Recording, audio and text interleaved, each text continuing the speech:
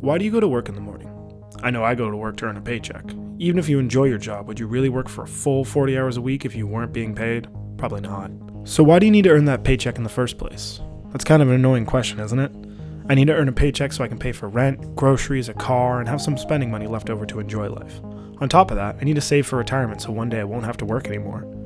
But saving for retirement is kind of a fuzzy concept for most people. I mean, how much money do you actually need to retire, and when can you retire? These are two questions that are fundamentally linked. Let's put aside the traditional thoughts about retirement only applying to people later on in their lives, and let's look at a simplified scenario. Say tomorrow you were magically gifted $1 million invested into the stock market.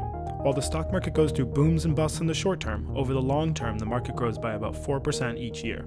So that means that your $1 million would generate $40,000 a year in interest. What if you just used that interest to live off of? If you just lived off that $40,000 of interest each year, you could live forever, without ever touching your original $1 million. You'd be financially independent. You're able to sustain yourself in perpetuity without ever having to work again. Your lump sum of cash works for you, and you live a life of leisure off the work it provides. Let's illustrate this with a thought experiment. Say you are a 22-year-old beginning a professional career starting from scratch and want to be financially independent one day. Your first task is to figure out your financial independence number, the amount of money you need to retire.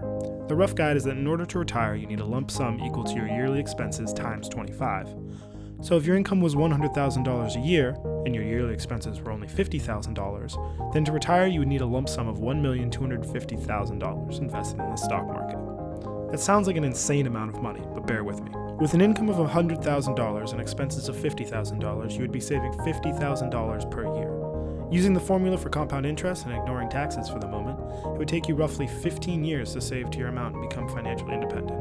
After 15 years, when you save that $1,250,000, you can quit your job and never have to work another day in your life, no matter what age you are and how long you have left to live. This is the core idea behind early retirement. Based on your personal yearly expenses, calculate what your magic number is and increase your savings or decrease your expenses to hit it as soon as possible. In our example, you would have retired at the ripe old age of 37. Considering the average US retirement age of 63, that's an extra 26 years that you don't have to work.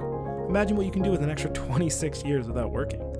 Travel the world, raise children, learn every hobby you can imagine, start businesses, or do whatever you want. You never have to work a day in your life again unless you want to. It's not retirement, it's freedom. The less you spend every year and the more you increase your yearly income, the faster you'll hit your goal number and be able to retire. We're trained to think that retirement is something for the elderly, but if you do the math out, it's really not. Calculate what your financial independence number is and let me know in the comments below.